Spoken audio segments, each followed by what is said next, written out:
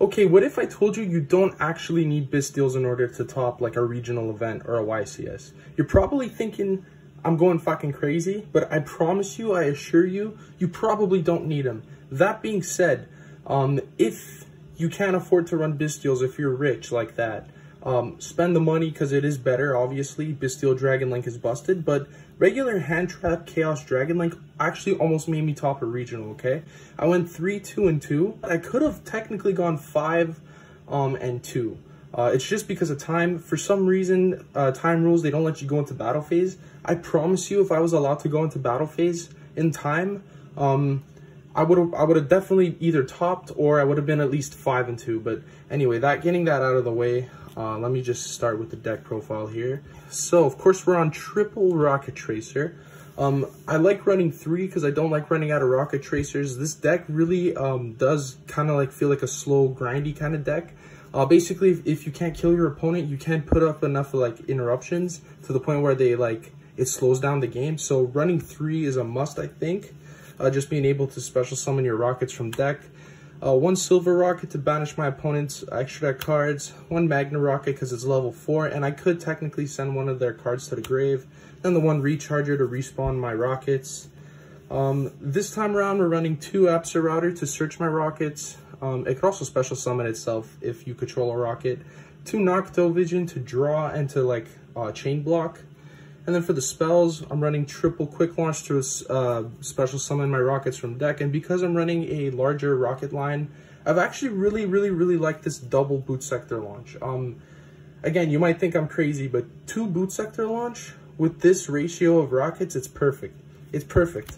So for the chaos line, I'm running the triple chaos space, of course. Chaos space is beautiful, lets you draw, lets you search. Beautiful card. Love Chaos Space.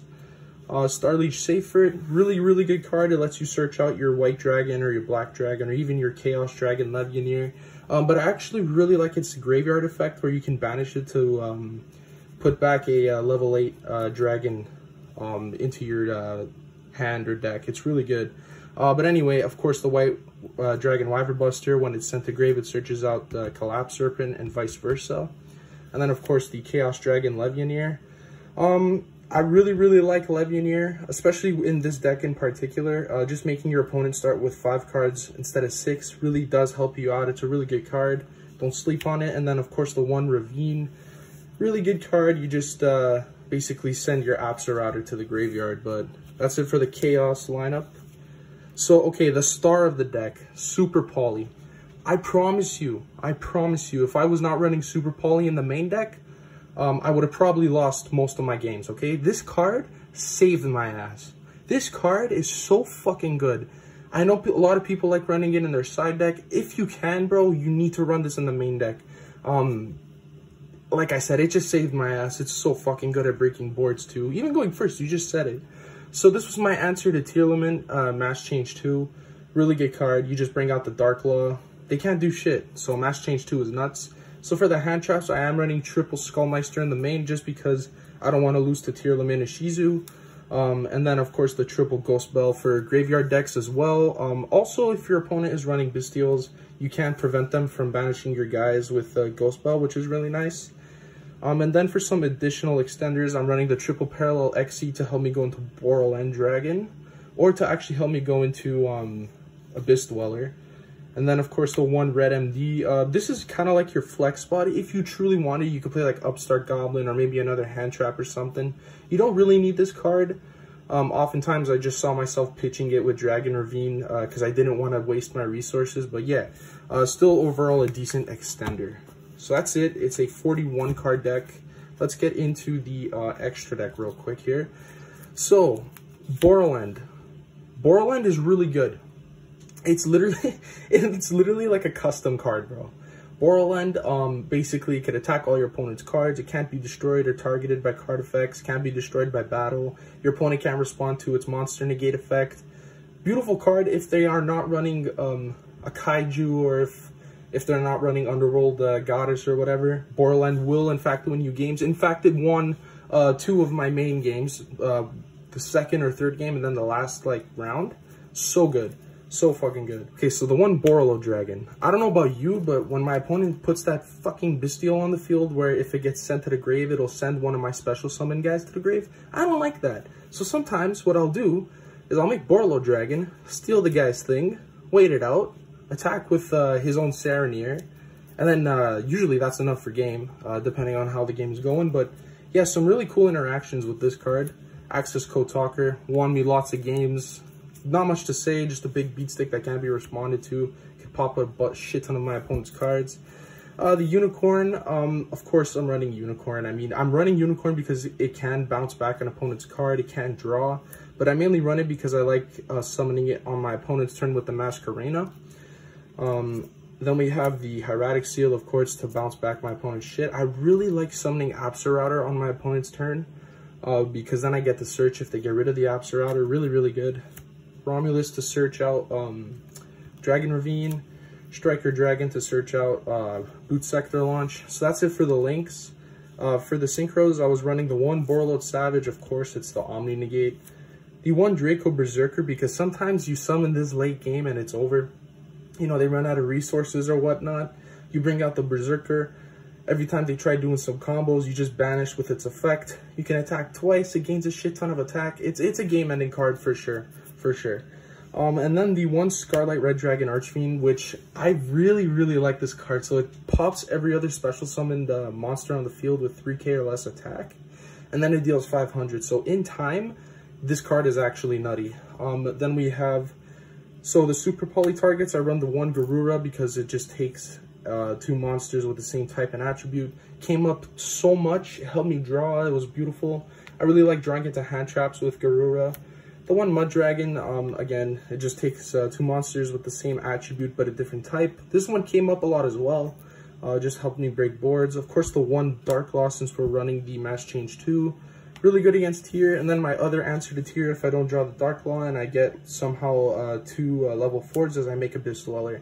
And I just watch them struggle. And then, yeah, that's it for the extra deck. So actually in the side deck's pretty interesting. So I'm running the triple Ash. You're probably wondering, why are you not main decking this since it does hit every deck?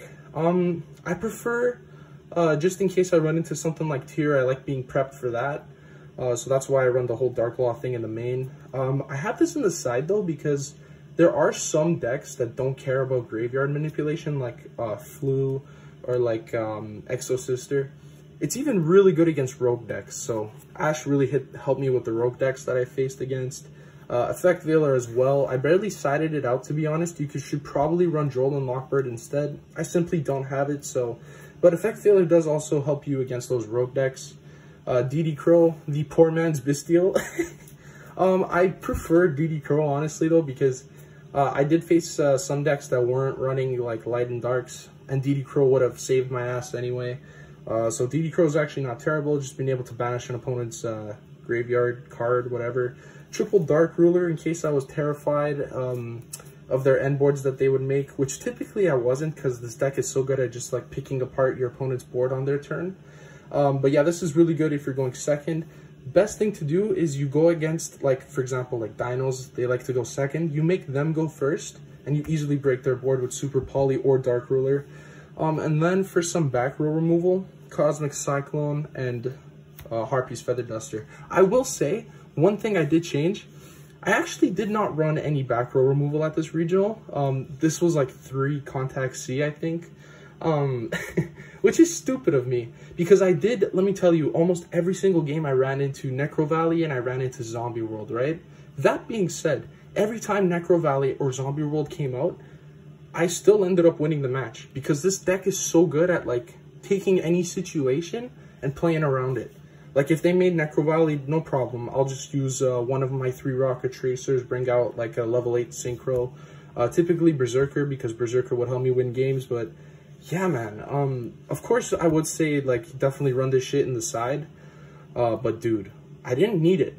Like, obviously, like, if I had it, probably would have been better for other matchups. But, dude, like, straight up, I did not need this card. These cards. Okay, guys, so that's going to be it for today's video. If you do want to see this deck in action, let me know. I'll do, like, a live duel with my buddy. Joey Wappa, as you might have seen in the last video that I made. But yeah, let me know if you do want to see it in action. I'm always down to do like live duels. I love making content. I'm in a little bit of a content drought just because like I'm not too sure like what content I want to make right now. I know I just want it to be Yu-Gi-Oh related, but yeah, like I said, let me know. I'll get a live duel set up. You get to see the deck in action. And make sure to follow me on Instagram. Make sure to follow me on TikTok. Make sure to follow me on fucking, I think I have Twitter. I don't even know. But yeah, see you later.